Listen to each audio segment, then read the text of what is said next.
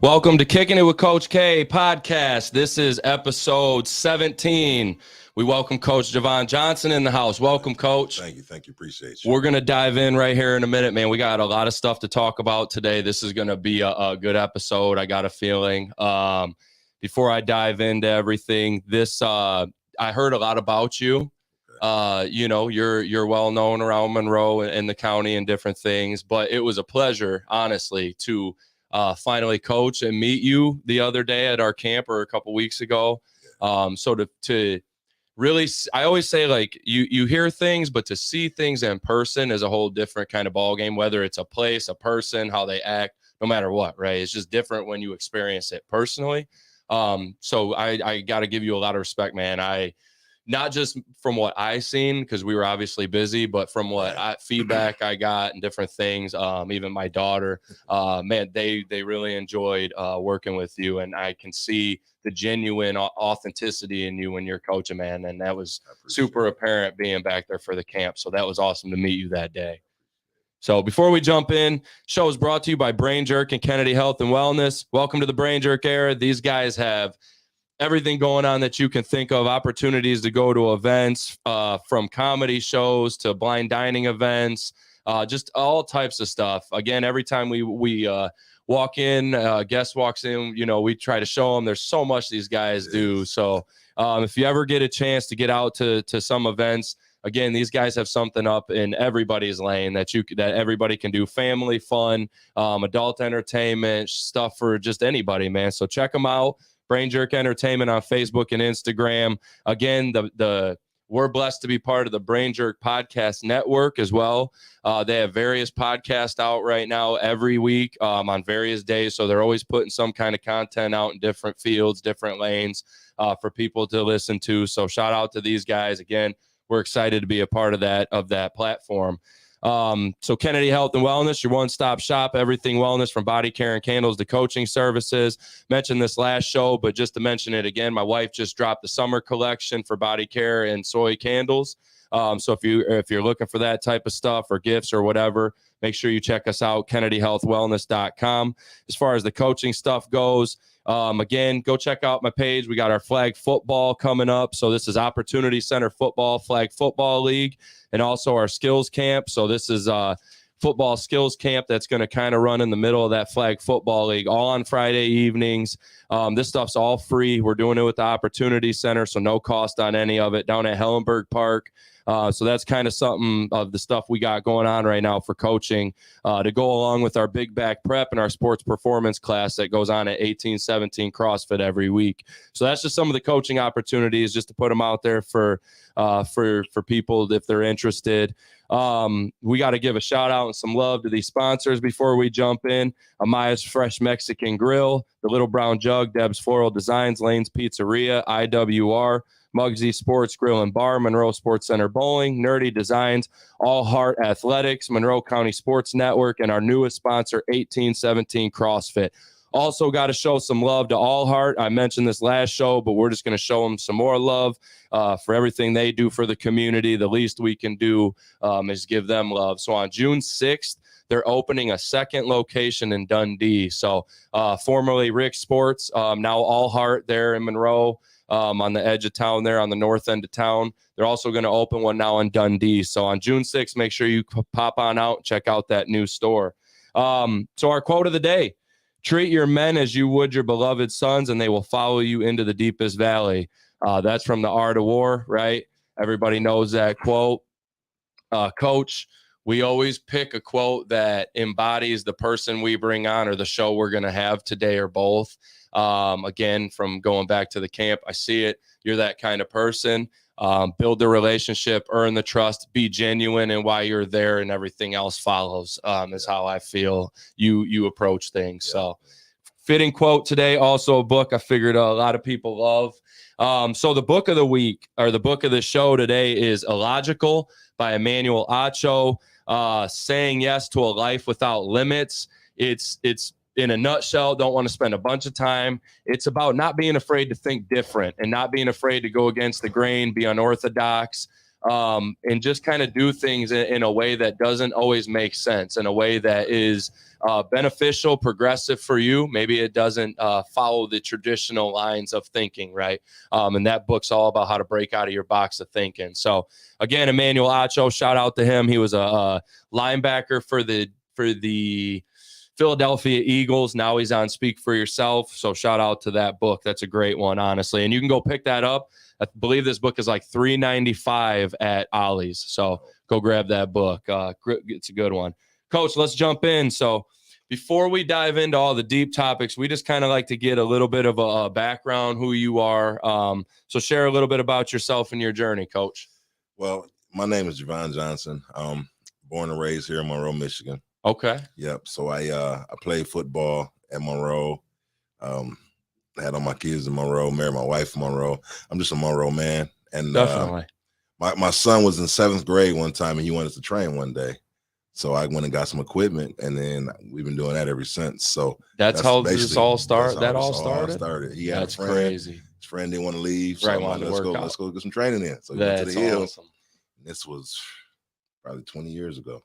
Really? Yeah. And now, now I see groups of 10, 15, sometimes 20 kids out there. Now that's incredible, man. It started just son wanting to go outside and get some work. That's how it started. What a great start, man. That's how it started. Father, son, getting out. It was great.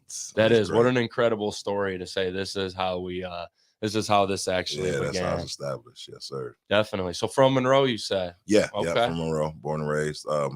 Went to Lincoln. Best elementary school ever. We beat everybody in basketball. It used to be crazy. We got beat a lot in baseball though. My team, because we didn't play baseball. He said we win at basketball. We're good though. But so that was. I went to Lincoln. Then we went to Cantrick because when I was in school, we had Cantrick was 7th grade. Okay. Yep. There. So we was the Cantrick Blue Devils. So I played football there, and then went over to the middle school for 8th and 9th, and you went to the high school for 10th, 11th, 12th. So you're through and through. Through and through Monroe. Yeah. All right, man. What, out of curiosity, because Monroe's had some pretty good runs and teams over the years. What years did you play at Monroe? What was your time like there? So I played in Monroe in 95 and 96. I only played 2 years. Okay. Yeah, and I'm gonna say it. We got the best. We had the best team out there in really history. Oh yeah, 1995 team, hands down the best team. No kidding. Yeah, it's some arguments out there, with the 88 team. They was pretty good. They was talented, you know what I mean? Sure. But in my mind, we went the furthest. That's incredible. You know what I mean? We was the only team that got 11 wins. So that's awesome. Awesome. And still doing work in Monroe here with coaching today. Well, the train where you're at least working with the kids. Right. I still work with the kids. So where are you coaching these days? So these days I'm coaching 2 teams. I coach my semi-pro team, which is the Motor City Rams. Okay. And I also coach the Detroit Spartans Little League. Got you. 9U. Out of curiosity, how did you get involved being a Monroe guy? How'd you get involved down in Detroit? So I played up in Detroit, to be honest. Right, yeah, I do the same thing. So I played football down here in my first year playing semi-pro with the Timberwolves. Got you. In 1999. Okay, you played for the T-Wolves. Yeah, and that was the best team in Monroe history. Was the 99 Timberwolves team. Really? They had some good teams too over the years. Major Harris was our quarterback. You remember Major Harris? Yeah, I remember Major. We had Ricky Powers as a running back. I remember Ricky too. Yeah, I know Eric Herron, who played at USC. He was a defense end. Craig Brown, who went to Michigan State. He was a defense end. Y'all were loaded. We were loaded everywhere. Yeah. We had this guy, Roy Granger. Speedy, they called him, number 2. Real little, but he can go. So he was with the Seminoles, Detroit Seminoles. Okay. And then he came and played with us for a year. And then he went back to the Seminoles. And then I eventually went down there and played with them. And that was my guy. So when he went to the Seminoles, I went down there and started coaching with the Detroit Seminoles. Got you. And now he started his own team with the Rams. So that's why I went now. Okay, so and I know the Seminoles because I believe they play like the Red Storm and whatnot. Yeah, they used to. Yeah, right. I think they used to. Yeah. The Red Storms are our team now, but or our semi-pro team here now. But I thought that the Seminoles sounded familiar. I ain't gonna lie, I hate to say it like this, but I seen them come hand a few butt whoopings out here. Yeah, I hate to say it like that because I love Monroe, but damn, I seen that team had some dudes too. It was bad. Yeah. I seen a few games. I can't even remember if it was. Yeah, it had to be the T-Wolves even a few times. They got throttled pretty hard by them a few times I went and watched.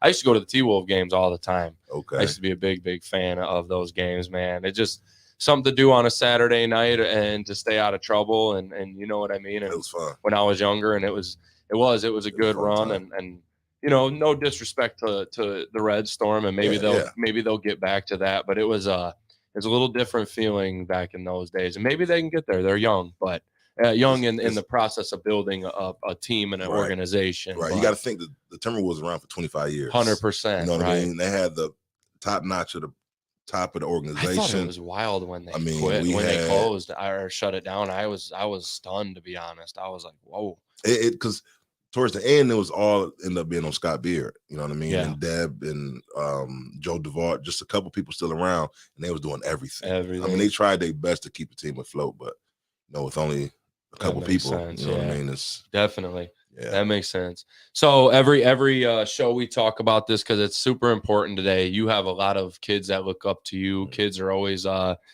this thing looking up to people, right? Who did you look up to growing up? Who were some of the people that you found impactful? So, of course, my family. I looked up to my father. Good support system. Yeah.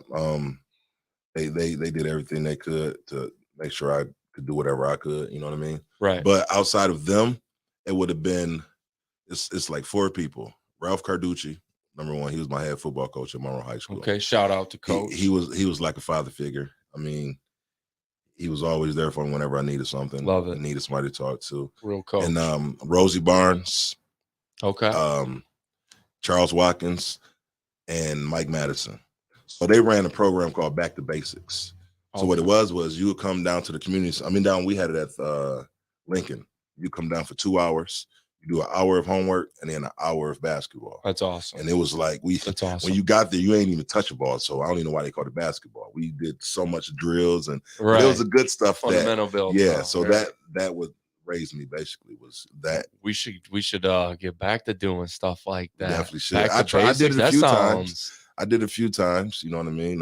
But we definitely. That's good. I like that. So what it was a bunch of teachers would come back after the hours and help kids with any homework they needed. If they didn't have homework, we read books. If we didn't read books, and they took us places. We went to all these museums in Detroit. We went all over. It was a real community back in the day. It's a little different now, but you know, you got the right people to bring it back though. Right, definitely, you know definitely agree. No, I love it, man. I love it.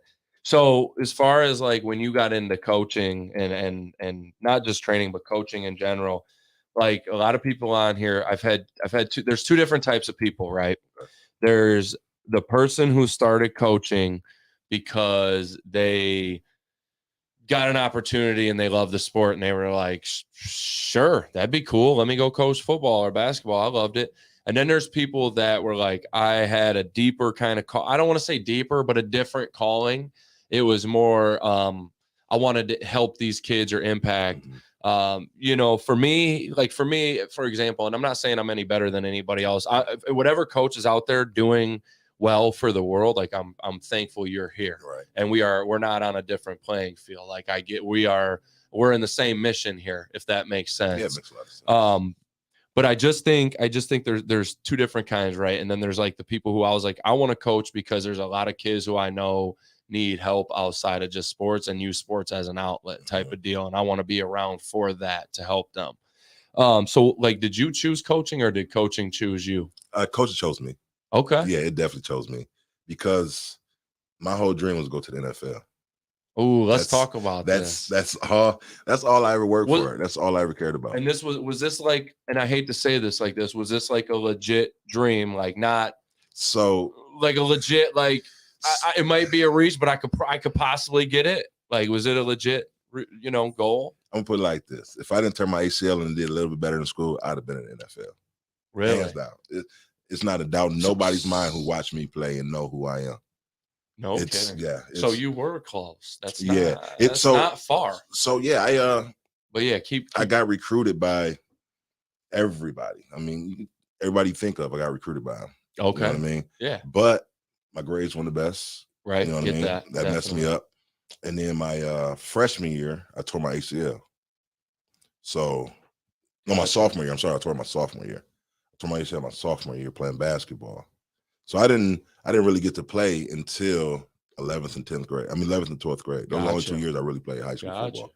And still was getting recruited like It still that. is getting recruited, yeah. And I think it's incredible for you to go through that and then to take your life and make school grades and importance and kind of learn from your mistakes and pass it down to people, I think is one of the most important things that you can do as a coach. I think this is crazy, but in my experience, I've always said this, like, actually the coaches that have went through more bullshit tend to be the ones that, if they have the right if they have the right intentions in coaching, those are the ones that actually tend to be the more impactful ones, because a lot of times they can give you more tools. Absolutely. So I think for people, for example, us coaches who, and I didn't do great in school either, to be transparent, like not well at all. But to be honest, I think for people like us to be able to teach that and come back from that experience is like, I think guys like us and yourself in this instance, that's so important, man. Big time important. So I just want to give you respect for taking something that didn't work out well for you or your mistake, but the way and taking it to make sure other people don't make that same mistake. That's one thing I realized. One day I was just sitting, me and my wife was talking one day, and I was just, with me and her, we've been at it since 1999. You know what I mean? We've awesome. been going strong since 1999. Shout out. And appreciate it. And it was just something else, but we were just talking one day about God, and I said, God really put me down here on this earth to do this. That's what he put me here for. Definitely. Because we all got a purpose, I feel. I mean, and I thought my purpose was go to NFL, but my purpose was to almost make it the closest you can get and take it from me so I can show other people what to do to get it. You know what I mean? Because I know how to get coaches. You were meant to be the teacher to see you, and I also know how to get coaches out of the place to see you. So therefore, definitely. I mean, I got so much knowledge with it. You know what I mean? I can help somebody. Right. God's mission for you wasn't the NFL. No, it was the teacher. Yes. Which is, I hate to say it like this, because I know you and today you probably have a different mind process of thinking, thought process, whatnot. But I hate to say it, but you're more impactful for the NFL not working, man. Oh, absolutely. To be honest, you've touched more lives with the NFL. Like God put you right in the greatest spot ever. He put you in a spot of impact. Absolutely. I can smile every day about it. Which is awesome. I had a conversation with a kid the other day. He was like, Coach, I seen your films. Like, you really could have made it. I said, yeah, I could have, with a smile on my face. He was like, how are you so happy? You could have been a millionaire. With me, it ain't about money. I mean, money don't make us. You know what I mean? Yeah, 100%. Like, we make money. Money don't make us. And I feel like if you do everything about money, you're not doing what you're called to do. So that's why I always give my time, give things away, because it's something God instilled in me. Right. Blessings flow through us, not to us. So that's what we got to always make sure of. We give it away, not try to sell it up front. Definitely. I love that, man. Yeah. No, I love that. I love that way of thinking. So when the dream doesn't work, how did you get into coaching? Like, how did this start? Where was the phone call conversation? What happened? I was playing semi-pro, and I got reached Coach Polizzi, Tony Polizzi. Okay. He passed away. Yep. R.I.P. to him, though. He passed away recently. Peace, but he was my foundation teacher at the middle school. He used to always tell me, Coach, you'll be a great coach, Jovan. He's like, I'm not taking away from your football career, but you'll be a great coach. So when I was done with football, I was playing semi-pro, and I seen him one day, and he's just like, hey, why don't you come over? You know, he talked to the kids, and when I got over there and talked to the kids, it was over. That was it. Yeah, that was how it started. That's all it took. That's incredible. I started coaching. Love it, man. You got a great story when it comes to how you got involved in impacting, and because I guarantee you at the beginning of your journey, when pro football didn't work out, I guarantee you the thought process was different, and to kind of overcome, adapt, see that you were supposed to be in a different position speaks a lot to your character, a lot to your growth throughout that time. You know what I'm saying? Because a lot of people right then and there could have went into a deep funk kind of state, man. You know, instead you found light and found where you were supposed to go. And no, that's incredible. What's the largest lesson that you've learned from coaching or playing football? If there's one thing you can take, what's the largest? I think the largest thing I got from coaching is to be able to have empathy for kids and empathy for people. Because when you come to coach, you're going to get all kind of different avenues. You're going to get different things. I feel like if you can empathize with people that's not in a situation as you, it'll make you a better person, which is going to ultimately make you a better coach. Definitely. So I learned that through coaching, actually, because I see some kids without cleats that, you know what I mean? Yeah, They barely can tie, let alone be good to play in. And when you definitely. see kids like that, you know what I mean? You got to empathize with them and just like, man, you know, I learned that. That's probably one of the best things I learned. No, I love that. Yeah. That's when we asked that question a lot. That's one we haven't heard on camera yet on a show, but I think that's incredibly important. I agree. No, definitely. And to piggyback off, just to be understanding. Yes. And I've been with both, man. I've been with coaches who are very driven by the individual relationships, and then obviously like there's the individual relationships, then there's the group relationships, and there's the whole. So for me, it's like each guy, then it's we have an actual relationship among our linebackers, for example. That's my unit. Like we know, and no disrespect to any of my other guys. I love y'all boys, but they know our attitude is like linebackers run the defense. Absolutely. We anchor stuff down and run this thing. We're the aggressors in the game. That's how we treat it. And there's like a brotherhood among just that small group now, right? And a relationship built. And then there's the team relationship. You build it among yourself and the team. So I think those things are all super important, and to understand and empathize with everybody, and not just guy who scores a lot of touchdowns or girl who hits a lot of baskets or home runs or whatever. You got to find every single kid. I tell coaches one of the hardest challenges, but things you have to do, necessity. You got to learn each kid. Oh yeah, and because you got to learn it for relationship purposes, to know what they're going through, but you also got to learn it just to know what buttons to press with each kid. Because I've said it before, like there are kids, man, where I can just get after them. Flat out. I can just get on them and make sure it's the hardest work they ever done, and they're gonna sweat after, and they're gonna, coach, I love that. They're gonna be fired up. And then there's other kids where I cannot go in yelling at them, putting on that hard work, coming in screaming with that high. Some kids I gotta, hey man, how you doing today? What's going on, my guy? You got to put the arm on the shoulder, get to talk to him for a minute. How's things going? All right, this is what we're going to do today. All right, my guy, you good? There's different situations. So I think that's super important to understand. And with each situation, man, I think that's all important. So coach, today there's like a decrease kind of in football numbers, so to speak, right? And over the past several years, you're somebody who's been in this game a long time. There's, this, I don't want to say stigma, but kind of a stigma of, safety, different things that have drawn people away. COVID drew people away from sports in general, not just football. Why should young people be invested in football today? Sports? It's a brotherhood and sisterhood you don't get nowhere.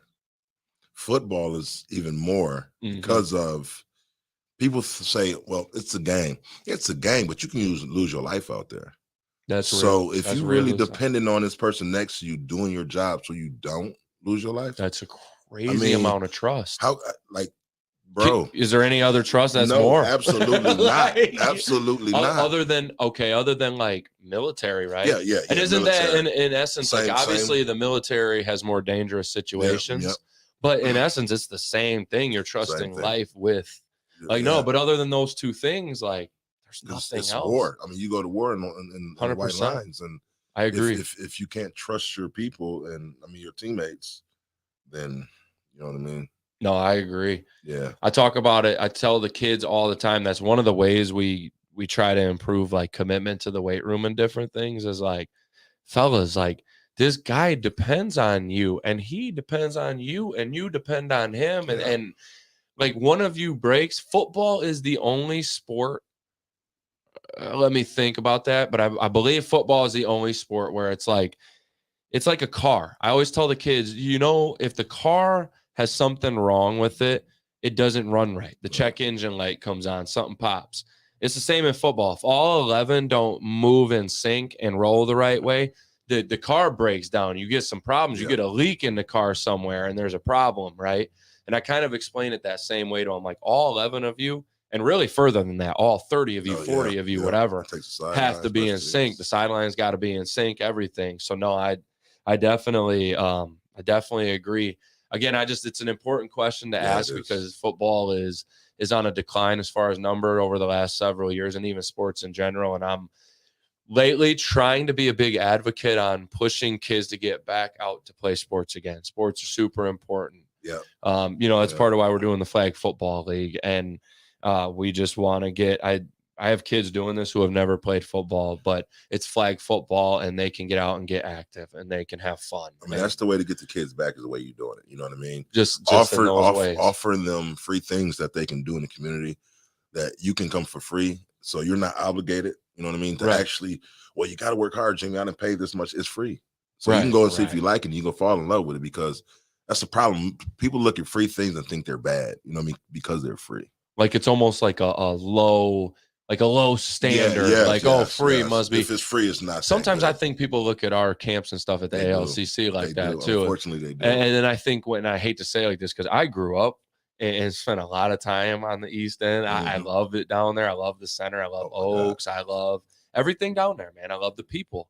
But I think there's just like, it's at the Opportunity Center and it's free, and there's like this like stigma almost, man. And I'm like, no, I'm telling y'all, if we're doing things for free because the kids need, there's a lane here for kids to have opportunities. Downriver, there's so much to do. Yeah. And in Monroe, we need to improve our opportunities for that. And I'm gonna tell you like this: I'm from there, and I'm gonna tell you, my parents didn't have money to send me to camps, and everybody I went to school with, their parents was the same way.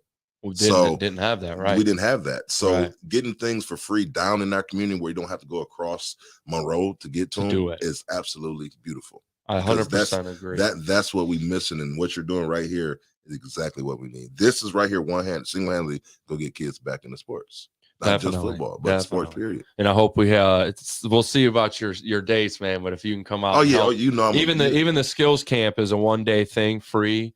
So even the skills camp, we're trying to look for position coaches, and we'll talk about that after. I'm gonna make it. I'm gonna make it. But yeah, man, I love it. And I think just to stay active too. And it's all the things we talked about that we always talk about as coaches, man. It's your commitment, it's your dedication, hard work. But I think more than anything, I love your look at it. It's the relationships and the unity and the just, again, and I hate to say it, but like football, it offers some things that other sports necessarily can't. Like you said, in basketball, you don't have to depend on the guy next to you for you to survive the game. Nope. You can stay out of the way. You can move around. You can, you can set screens and have good technique and don't have to worry about the guy necessarily coming off of the screen the wrong way and you get blown up. Like there's just different ways in football that you have to trust. And I think it's important, the trust factor, man, the brotherhood. Yeah. So I love that answer, Coach. Love it, love it, love it, man. I'm a big football guy, and we're trying to get people back in the sport. We got to. Speaking of like where the game has gone over the last several years and just kind of where things are, and I kind of know your opinion probably on this, but I want to put it out there. There's a lot of, even down to high school, this ain't just a college thing. There's a new way of thinking among a lot of people these days where it's like talent has now overtaken culture and character, right? If I just load my team with enough talent, I'm not going to throw shots at any high schools on camera, but we know who they are. Yeah. And in college, we definitely know who they are, who the big players are. But can you still win at the highest level today with character and culture, or is that a dead thing? No, you can win with it. You just got to instill it in your kids early. Okay. So that's a good point. Let's say I'm a high school coach. I get the high school varsity job somewhere.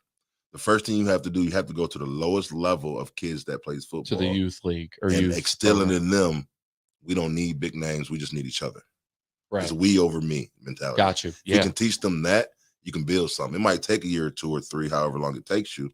But if you build those relationships and those connections at the lower level, you'll be able to do it. But you can't come in right now and think that you're going to be the powerhouse that getting all these kids recruited in.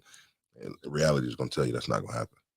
Right. However, that's still a win though, because you can take something from that as long as you don't quit, you don't give up. Was we really supposed to be in that game? You know what I mean? That's what you ask yourself. Right. But as long as you get time on the clock, then anything's possible. I think to piggyback, because I love your answer, and I did spur a thought in my head, but I think we got to teach them to be patient too. Yeah, process. I think, the process. Yep, 100%. I know that a lot of people have jumped on that process kind of way of thinking over the last several years, but it really is more than cliche. It's true, man. Like I was at Romulus, and I'm telling you, there were times and days. And shout out to Coach Surs and Romulus and Coach Poe and Coach Cofield and everybody over there and all the kids, man. Shout out, love y'all. But there was days, man, I'm not gonna lie to you, where it just felt like it was like, man, are we just treading? Are we just moving without? But I think it's super important to be patient and kind of find the wins, find the small wins. Even like you could get your butt whooped in a game, but if you actually improved in every aspect of your game, like you said, were you supposed to be in it? You lost by 21, but man, you rushed for more yards than what you did the previous 3 games. You got more defensive stops. Like, you might have lost 28-7, but maybe you ain't been scoring touchdowns all year. You got your first touchdown. Like, I don't know. You got to look for the small wins, the incremental wins, and know that there's progress there. And that helped me at Romulus a lot, man, was I just had to go, okay, this was better than it was a year ago, even though we're not winning. It's not perfect. This was better. And even at Erie Mason, man, I'm still there today. We're still, Erie Mason's not a juggernaut. We're not out here, we're not a playoff contender every single year. We made the last few years, but we're still just kind of chop wood, carry water, right? Yeah. We're just chipping away and trying to every day find the incremental wins. But I think you're right. I think that was honestly, though, I think that was a great answer you gave, man, because building it from the ground up that's a key tool to give coaches that are at places that especially aren't the big name schools that can't go get them kids or won't. There's some coaches that still won't do that. And I'll be honest, like I won't. I got too much shit going on in my life, man, to be honest, to sit there and text and try to get you from another school. Like, man, come on, I'm man. The type of coach. What are we doing? And what are you telling the kids that have been there forever? Right, 100%, 100%. What are you telling them? You messing up a lot of culture at that point and trust. And I just no, you're 100%. I'm with you. But I loved your answer because that's the youth, man. To build a program from the ground up can still be successful. I think we see that in every sport. Like I know they didn't win it this year, but the Bucks won a championship in the NBA. Just from drafting solid players and being solid. And they had like a star, but Giannis wasn't a star. He wasn't a star like that. Like they built Giannis into a star. They developed him. Yeah. They didn't go get a lot of other people. 100%. I even think I know not everybody's a Michigan fan, but like I even think to a degree Michigan has been like that. Michigan football built this thing right now, this run they're on. They've built this through just consistent development of 3-4 star guys, occasional 5-star to throw in there at a position. But they've really built this over building a culture and kind of doing it through those different ways, man. And I think it can still be done at every level. I agree. It definitely can be. So out of you've been around a lot of teams, a lot of years. I'm sure you've seen a lot of different things in coaching. What makes a winning team different? What is it about those teams that are successful that's different than the rest? So it's the behind the scenes. What are we doing behind the scenes? How often are we together? So the reason I say that 95 team I feel like is the best in our history is because wherever you've seen one of us, you've seen the other one. Like not during football practice, outside of football. We was a true brotherhood to where we always stayed together, regardless of anything. So when you get into a game and it's tough, I've been with him all summer, all winter. I know it is. I know what he's doing. He could be all right. You know what I mean? So you can't replace that. Yeah, you can't. You cannot replace that. You know what? People are going to hate this point. They might, but the way the transfer portal and transfers even in high school and things are going, I think it could actually hurt the quality of play. Yeah. Just for that reason, I think now, like, man, there's teams in college, like, and I love Dion, I do, and I to a degree, I get the whole like clean house.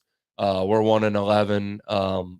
To a degree, there's points that can be made that I sit back and go, okay, I got you. You know what I'm saying? Not to dive into that whole debate, but like, I also like if Dion was sitting here, I'd be like, bro.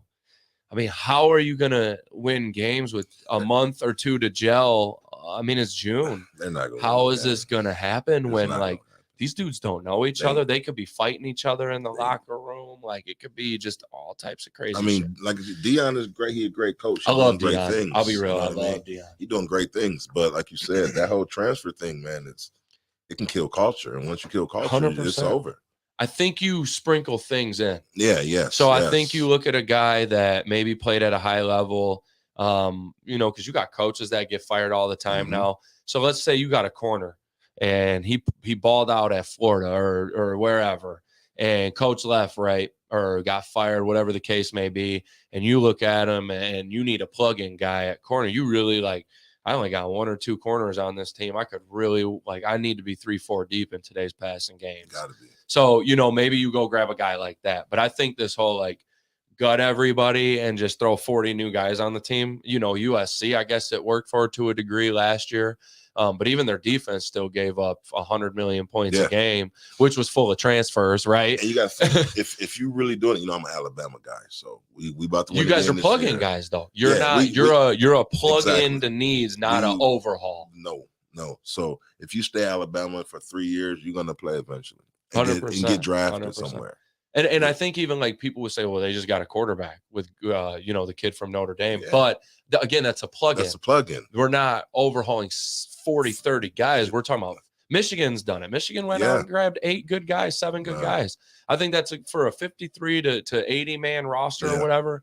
5 to 7 guys, I think, is plug-in. You start getting 10, 12, 15, 20 plus. You're bringing a whole different culture, man. You're bringing attitudes from different areas of the country. Oh man, different cultures that were already in those locker rooms. So you could be getting a guy at this locker room culture, and maybe that locker room culture was rough, and now he's here. That's his instilled. That's what he knows. I agree, man. I think that I've said that the transfer portal and transferring in high school needs to be cut down. I'm not saying we got to abolish it in general, but it needs to have. It needs to be more structured, needs to have a time period. And I think kids need to think about it before they just do it. Yeah. You know what I'm saying? And I do think it could hurt the quality of play possibly if you get those teams like that, even in high school, like you said, let's get back to the gelling, man, and building it that way. Yeah. Those teams, I think you're seeing teams even in the, again, not to bring up the NBA again, but the playoffs are right now.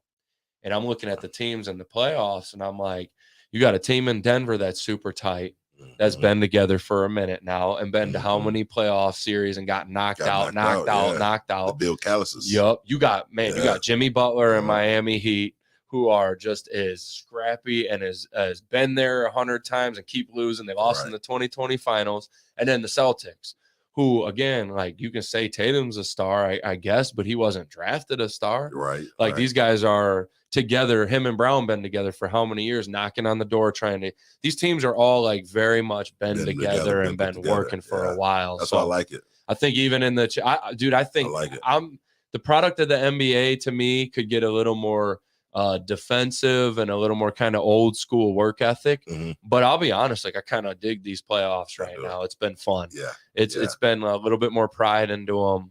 And the game's changed. I got to face that. But football, same way football has changed a lot. So I think we have to evolve and enjoy those things. But it's been fun watching them playoffs. Yeah, it has been. All of it, a lot of the postseason play in sports has been it's been good. The women's basketball tournament was good. That was nuts. That was so fun, man. I love that. I think, to be honest, out of the whole year, that's been the most fun sports postseason in a while, man. That was they got Angel and Caitlin. It was they put girls basketball back. I was happy, bro. I was like, everybody was over here. I'm watching this Facebook, and everybody arguing, and I'm like, y'all are talking about it though. You don't know what y'all You're just talking did. about it. I said, hey, Angel or Lover, you're talking about her. Hey, Caitlin or Lover, you're talking about her right now. Women's sports, women's basketball blew up in that tournament. It was incredible. Which it should. 100%. I think it's been, even the playoffs. So the national championship for football last year was terrible. Obviously, TCU got, but the playoffs was 2 great games. Ohio State and Georgia was incredible. Ohio State should have won the game, actually. Yeah. And Michigan and TCU sadly, because I'm a Michigan fan, but Michigan should have won that damn football game for a lot of reasons, but we won't go there. But what a game, though. Yeah. Fun as can be. I'm like, them games were so high quality. And usually the semis have been blowouts a lot of times. But, and man, even this year, I think this year's going to be so competitive. Yeah. I mean, you guys are going to be looking for blood. Oh, yeah. We're ready to be hungry. Michigan's loaded. Georgia is they're ready to redo it. Georgia wants that three-peat, man, because now you're on, if you three-peat, you're on a different level. Yeah. And then you're looking at, because they're not going anywhere, you're looking at maybe 4. Like they're in that mode, though, where they're looking at like hardcore dynasty. And I think your team, we'll have a little fun here, but like your team might be the team that has to do it somehow. We're the only ones that will. To get them. We're the only ones that will. Because I hate it. I love Michigan.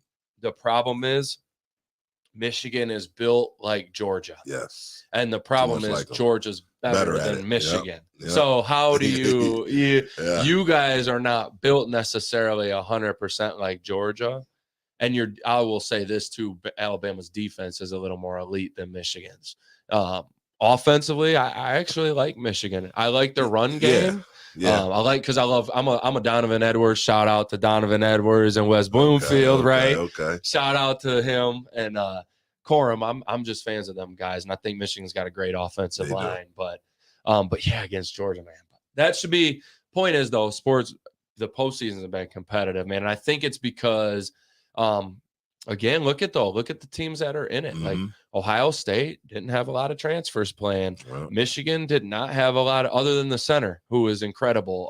But if you get a center transfer in 9 times out of 10, he's gonna be legit. 100%. He's gonna be legit. And he was good at Virginia, so they knew he was about to be legit. Virginia just had a lot of turmoil going on, and so he left. But man, he was legit. But those 4 teams, Georgia didn't have a whole lot of transfers planned. Yeah. So just back to your point, I know I rambled on, but like, no, you're good. That's the culture. You grow it amongst your people, and that's how you win. I think the Lions are going to have a great year. Yes, finally.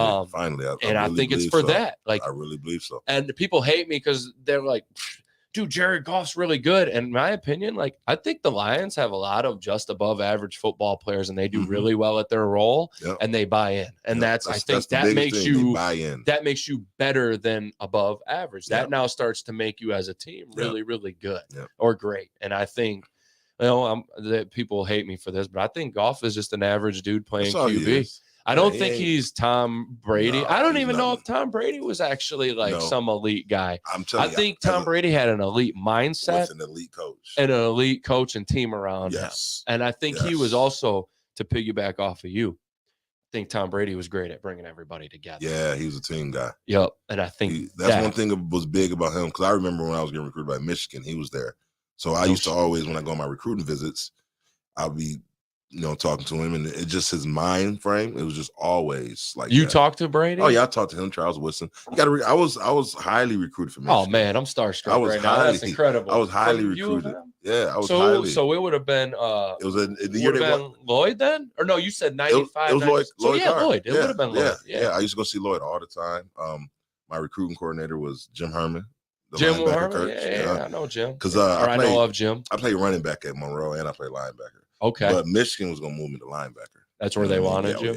Oh, yeah. No kidding, man. Yeah. So what were them guys like? Pretty cool guys or what, man? Yeah, man. It was fun times. I've heard a lot of things about Charles. I've heard mixed things about Charles, man. But everybody else I've heard great. But I've heard Charles is a great dude. I've also heard he's very just business oriented, strict to the point. He always was that way. And he's not the most energetic, approachable guy. He's just very business. Cool, but yeah, he was. It seems like when he got to Michigan, it was the same thing. Like 100%. I'm here for one thing, and that's to get where I'm going. Definitely. You know what I mean? He talked to people, but it wasn't. You know what I mean? Like it was a lot of other guys in that locker room who was. Right. I mean, like Ian Gold from Michigan. I mean, from Belleville. Man, shout out. Yeah, Ian Gold, shout out. That's a downriver Belleville legend right there, man. Ian, we still to this day, when I coach downriver, we would mention Ian Gold all the time. So you remember that team they had in 95? Yes. Yep. So when I say we had the best team in 95, that's the team we put out the playoffs. You guys beat them? We beat them. No kidding. So yeah. You guys were so when I went to Romulus, they said that during the 90s, y'all used to be straight up wicked. Like they were like, bro, Monroe used to pull up with like, what was the story? They pulled up with like 4 buses. And he was like, 2 was cheerleaders. One was offense, one was defense, or something crazy like that. He was like, it was wild, bro. They had a separate bus for the defense type of deal. And like, bro, he was like, they were straight killing teams. The first year we ever played Romulus was in 95. That 95 no team. Kidding. Unfortunately for them. So was that Freddie Russell days? Freddie Russell. He was a freshman. There? Yeah. Okay, so Freddie, I would say that had to be. That was my junior year. He was a freshman. So we walked shout out to Freddie. Oh yeah, Fat Freddie, that's my guy. Yeah, he's a so we stepped off the bus, man, and it's only 2 black kids on Monroe's team. So at that time, we only had 2 of them. Me and Milton Jackson. Okay. No, DeLon Montague, my son. No, DeLon was the year before, so it was 2 of us. Okay. So they looked at us, it was all like, we about to whoop y'all, and we scored. They scored, so they was really whooping at that point. Long story short, the game ended up 48-8.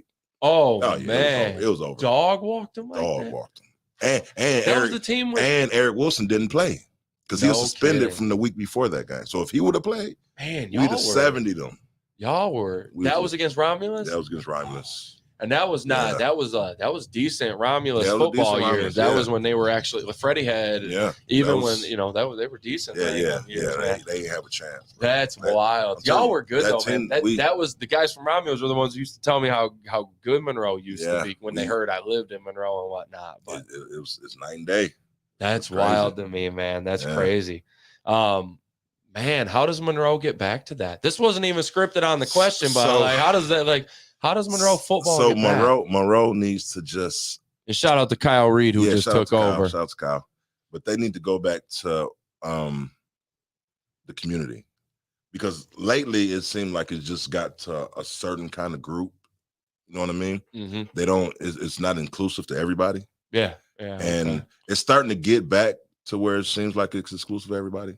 So once everybody start getting a fair chance, then everything's gonna start working. I think Coach Reed might be a good guy in that position to do that. I mean, time will tell. And I know he tunes in. So, Coach, shout out to you again. And obviously, I've told him, and we've had a couple conversations, but I told him, I coach at another school. I obviously hope every school in our county has success. Right. In every sport, And if I'm in your division, like, may you have success till I see you in the playoffs. Exactly. And then we'll get our competitive edge on and our competitive spirit. But until that point, may you have, the utmost success. But that's interesting. I like that, man. That's a good perspective. Get back involved in the community. Yeah. Get back involved in the community.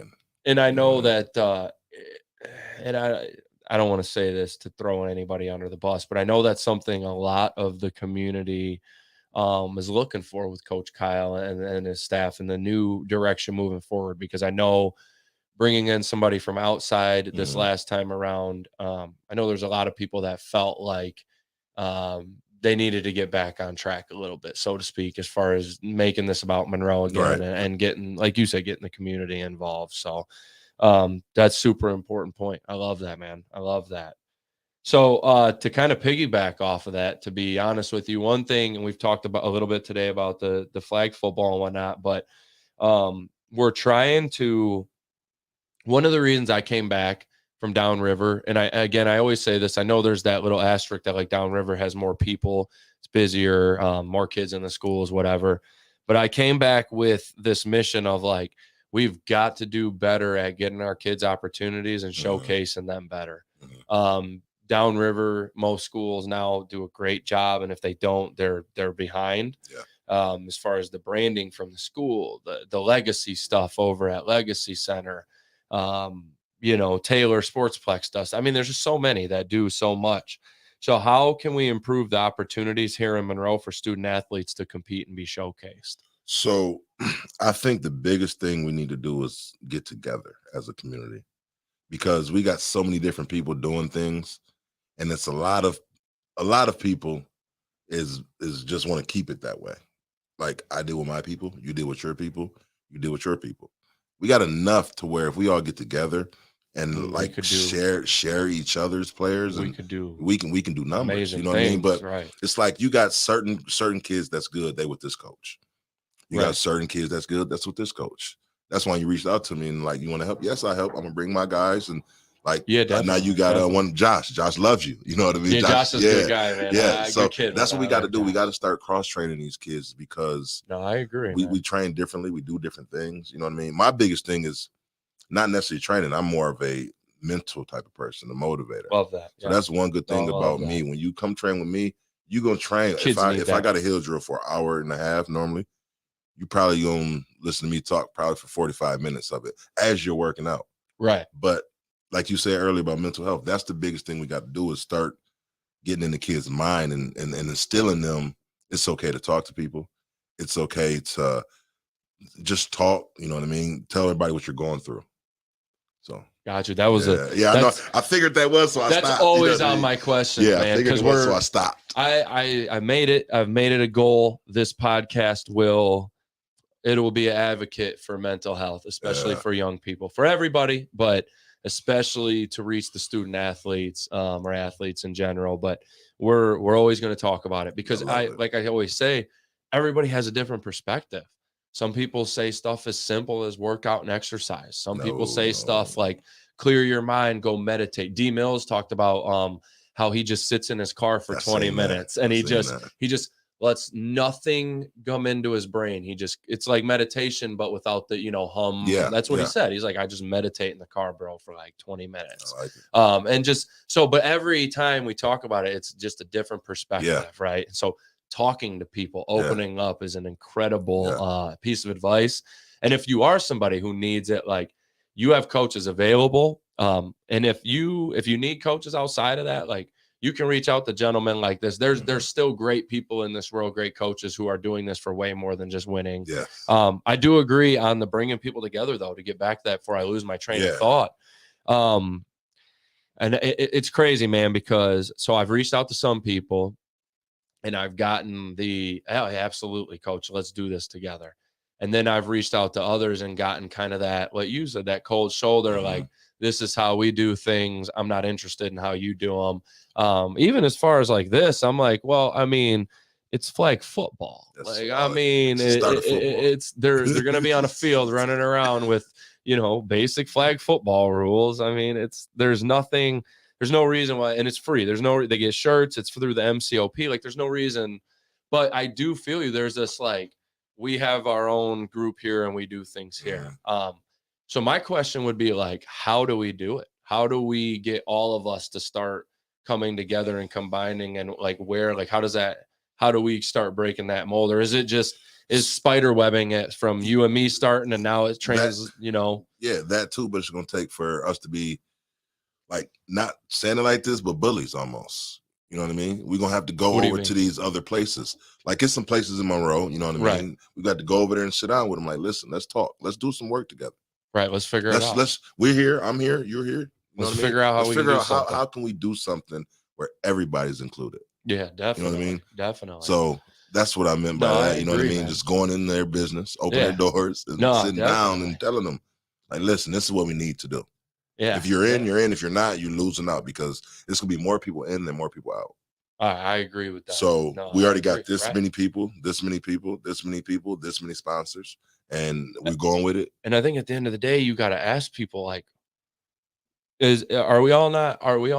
everybody who is at that table, whatever place it may be, are we all not supposed to be here for opportunities for the kids? That's what it's all about. Like, right? So like, why are we not finding a way to open up an opportunity for something? Let's do something. How can we not? No, I definitely agree, man. That's why I've tried so hard to get involved with All Heart, 1817 CrossFit, because they're very family oriented in there. It's very, very family oriented. I mean, to the point where you walk in and you will legit think they were like cousins and brothers and sisters and stuff. And they're just friends that show up as a family, and they allow people to join their gym and their family. And it's awesome, man. It really is. And no, I think that's a great point, man. That's part of why I've reached out to you. It's part of why, honestly, with this, and I'm not being I know it seems like it. I'm not being the guy right now that's just advertising the crap out of this on the show.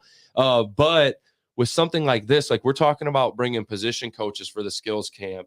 And I want Monroe coaches. I want Ida, whoever. Like, I want us all to be out there doing this together. Right. Come coach a flag football team. We should have 6 to 8 of them. We got like 3 coaches right now. We need 5. Like, come out, grab a team, get to know some kids from here and here. And I think you do better. And I think our community has, with our size, we actually have a chance to do special things here. I think coaches, even not just the training or the different facilities. I even think this boils down to schools, man. Oh yeah. I think just because you coach at Ida or Monroe doesn't mean you can't come help do this with a Mason coach, or there's ways that we can't find to bring things together in the city to do something or whatever. Like, exactly. There's, you know what I'm saying? I don't think there needs to be this, oh, he coaches over there. It used to be, especially when I used to be heavy in the coaching at Monroe. When I coached, at one point I was coaching Little League. I leave Little League. My wife I coached middle school. We had one vehicle, 4 kids. Going she everywhere. had to drop this kid off, come pick me up, drop me off to that practice, go pick the other one up from practice. I just left, bring them back. But we were all over the place.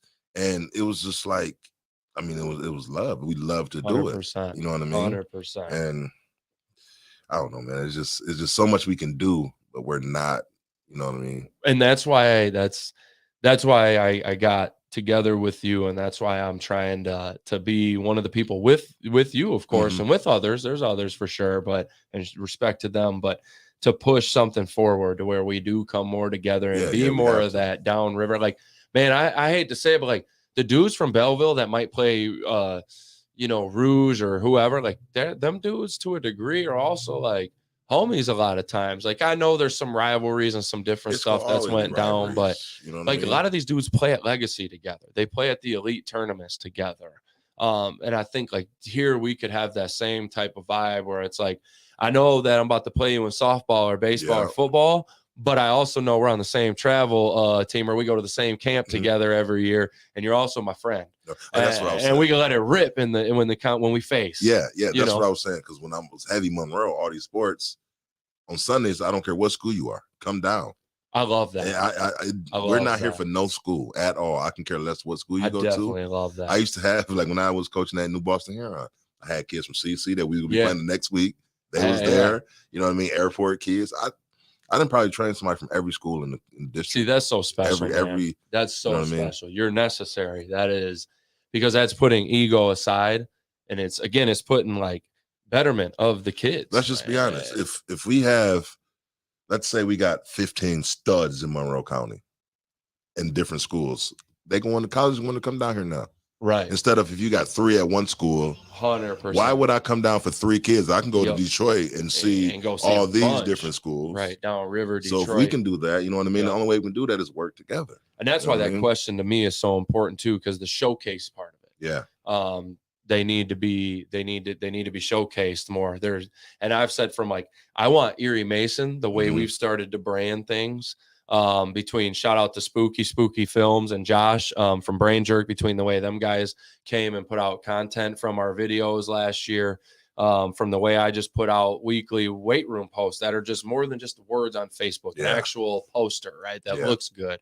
I hope that the branding reaches other people and they go, man, that's really cool. We got to keep up with that type of deal. I hope everybody starts, doing all this stuff that you got. And I hope it translates, right? And then obviously we talked about this. I hope all this stuff moves in a direction where we just do things together and give these kids an opportunity to show who their talent, who they are, their just how their work, man. Like you said, their commitment and their hard work more than their talent, even just everything they've been putting in. And they get that chance downriver all the time. Our guys need more of that. And there's more coming on this too. Obviously, I talked about the volleyball camp as well that we're doing with Riley Eiler. She did one. Shout out to her, but she did one with the Opportunity Center about a month or 2 ago. And then there's a couple other things that I don't want to spill anything too much yet until we get them worked out. But there is a few more things in the works too. So we're working on it, man. And you're a vital part of that. So, and it's for the things you do, like you just said, everybody's allowed to come to the hill. So a couple more things here before we get out of here. We like to always do kind of like a big sports headline, Coach, and then we like to do a couple out of box conversations. So for the big sports headline today, I'm going to touch on the sport. There's always a lot of topics. Things this time of year are when it kind of changes for rules. You get different things that come out, handbooks, whatnot. Where do you think the health of football is today, and where would you like to see it go? I would like to see it back to where it used to be. The health of it is kind of in danger right now because of all the injuries and like the 2020 and like kids not want to be outside anymore. So I feel like we definitely need to go back to where it was, because when we was playing, there wasn't really no injuries like that. You know what I mean? And it's basically in coaching. If we can get more people educated on the game and how to coach the game at the lower levels, then that solves your problem. Teaching how to tackle, brace for impact, get your head on the right side. You know what I mean? Right, if you're teaching your kids to flag football and you teaching them not tackle but grab a flag, if I can grab a flag, I can shoot my guns and make a tackle. Right. I could grab a leg. And you still got to drop your hips, break down, chops the feet. So it's all the fundamentals that we need to do, because when I went back to college, I took a English course, and something I did was concussions on actually why should your kids play football. There's more concussions on the playground than there is on the football field. Nobody ever look at it like that. That's crazy. But the numbers was so crazy, because you got to think about what is a concussion when your brain hits your skull. Yeah, right. So how many times have you done fell off a slide? You done fell off a swing. You done got pushed at recess, and then you go home. You go home, right? Got a bad headache. You got to eat. You got a headache, and you go to football practice. You got a helmet. I mean, you get hit. Oh, it's from football. Yeah. That was from recess. You know what I mean? But we not banning recess, so it just needs to be more communication. I think I'm a big weight room guy, obviously too. Yeah. I got shout out to Allen Park. I'm the strength and conditioning coach for volleyball. Sweet. But I'm a big proponent too when it comes to like concussions. You got to get in the weight room. You got to. The stronger your neck is, we do neck stretches, neck exercises. The stronger your back is, the stronger your core is, the less chance. And the kids don't always understand why, and you got to sit there and break it down for them. But the less chance you have of getting a concussion, the stronger your neck, back, core, the stronger these things are, the more explosive you are as a football player. All those different things contribute. They really do. So I always say, like, if you're afraid of concussions and you want to control the controllables, like you said, learn how to play the game and go to the weight room and make yourself the most elite athlete that you can possibly be yourself. Absolutely. And then, like you said, learn the game, know the game, how to safely do the things in football. So, Coach, before we get out of here, we got a couple outside the box conversations. I was thinking the other day about when I first started coaching. I don't even know how, man. Sometimes you gotta have, I think, as a man or person in general, not just a man, I think you got to have reflection moments. Yeah. Whether it's go sit by the lake and just think about life, get a vacation, maybe take one with your spouse or alone, whatever.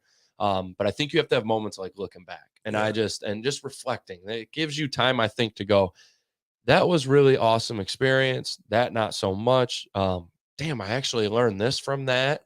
I think it gives you a chance to kind of humble yourself or bring yourself down from a high or bring yourself up from a low. Right. I think it just gives you a chance to kind of, all right, fresh breath. This is what happened in life. So I'm thinking, though, long story short, and I'm like, man, when I was young, there was so much I didn't know. So much that I wish people would have told me coming into coaching. So give me some advice for young coaches who are coming into the coaching game today. Or in their first few years even. One thing that I do to this day that I didn't do at the beginning of my coach's career was find a kid's why. I want you to elaborate on that, because when you went to camp, you asked a couple of the kids that, and I've seen you post the video. Yeah. And is that something you do? Ask them all? Oh, everybody. Every kid I ever talked to, I ever trained, I even asked their parents. I asked them, what's your why? The reason I asked them what's their why is because, and a lot of them don't know it. They don't answer the question. They're like, what are you talking about? To get better in football. So it's a couple rules to the why. The number one rule is it can't be about yourself.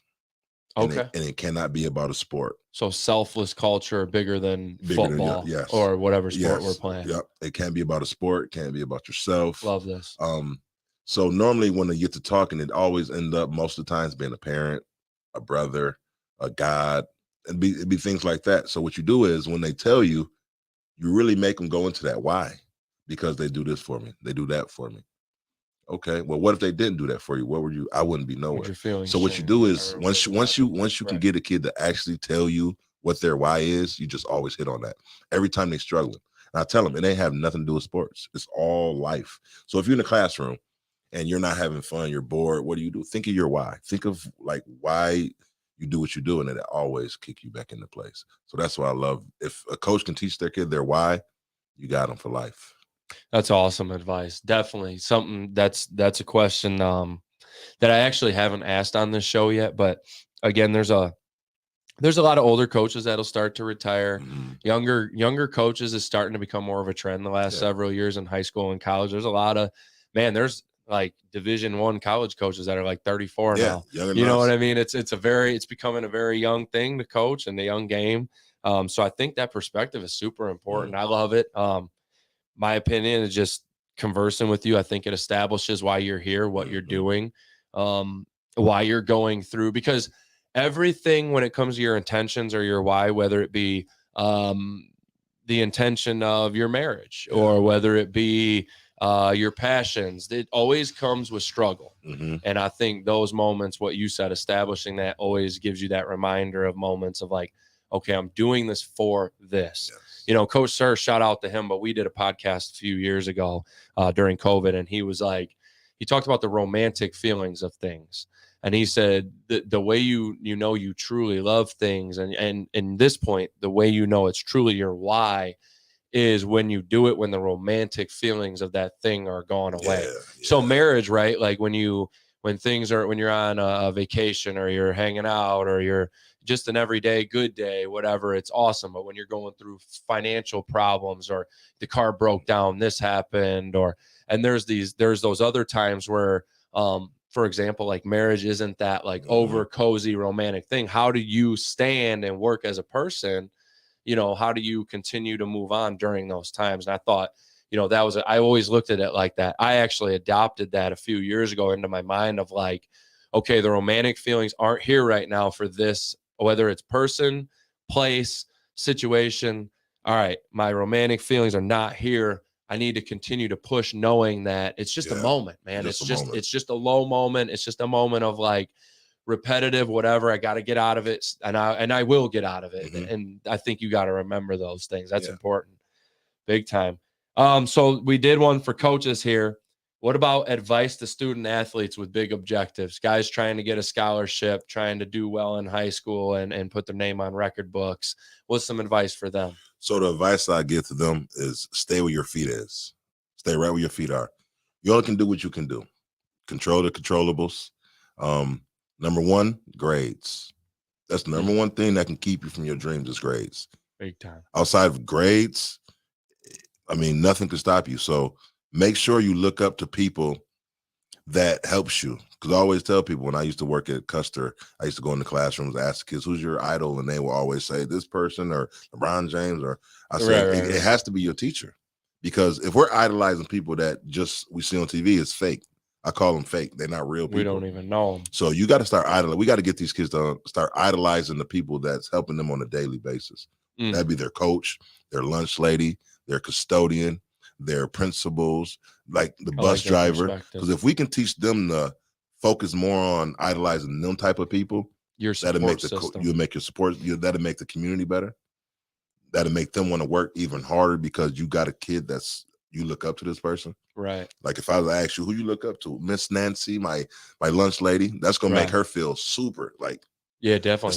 Instead of Michael Jordan or something like that, that'll make her feel so much better. So she gonna want to work harder. Who, to be honest, don't know your name and don't know who you are. Exactly. Right? And don't know 99% of the never come people. See you unless they get paid by somebody to come do a signing in Monroe. Right. And they better get, if a guy like him's getting paid a lot of money to do that, I mean? Better be the whole city putting somebody in. You gotta be. He ain't coming. Nah, he ain't that coming. Dude. I agree, man. I think that's good advice. I love that. Coach, this was a great conversation today. Before we get out of here, I always like to put up links if you want to throw a link out there. You mentioned at the beginning of the show that you're coaching right now a couple different teams. So if you want to, at the end here, I'm going to give you a chance, maybe tell where they can come watch a game. Okay. So before we jump into that real quick, I'm going to dive in these, save that one for last. You can find Kennedy Health and Wellness on Facebook and Instagram. You can find Coach K Training. Coach K Training and Development. That's on Facebook. It's our group. You can find Kicking It with Coach K podcast. That's It's actually just Kicking It with Coach K. That's on Instagram as well. Brain Jerk also on Facebook and Instagram. Coach, where can we find you? So yeah, you can find me at Facebook, Jovan Johnson. On Instagram, I believe it's senior. Yep. Jovan Johnson. Yep. Maybe. And on YouTube is Why Not Us Productions. And the 2 teams I'm coaching right now, I'm coaching it's a semi-pro team. We're the Motor City Rams. And we play at Star Academy in Dearborn. I don't know the address, but it's Star Academy. Got you. Yeah, y'all got to come check us out. Got you. We had this week off. We had our last 2 games. We won 63-0.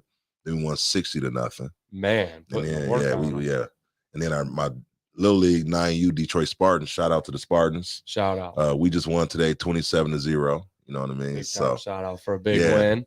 And then also Vegas Strong. So me and my wife, we're about to move to Las Vegas here pretty soon. Okay, hopefully within the next year. We were supposed to have been gone, but things happen. So yeah, definitely. I got to give out shots to my boys out at Vegas Strong and Bishop Gorman, man, because that's where I'm gonna be at. Awesome. Shout out. Incredible. We'll have to keep in touch. Yeah. Definitely. In Monroe, we'll be in touch, man. Occasionally I'm gonna have to try to convince you whenever you visit back in town, we're gonna have to match up schedules so we can plan a camp or get something out of the way. Welcome Coach home and get some work in, man. Let's do it. So make sure you guys go check those games out. Appreciate everybody listening in. We are back next Sunday. I'm going to be honest with you guys. I got to check the schedule to see who's on. I'm not 100% sure.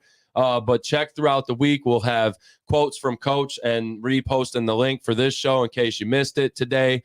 And that, again, that's on Instagram and Facebook. You can find all that. And we'll see you guys next Sunday at 5 p.m. Thanks, Coach. Yes, sir. Appreciate you, man.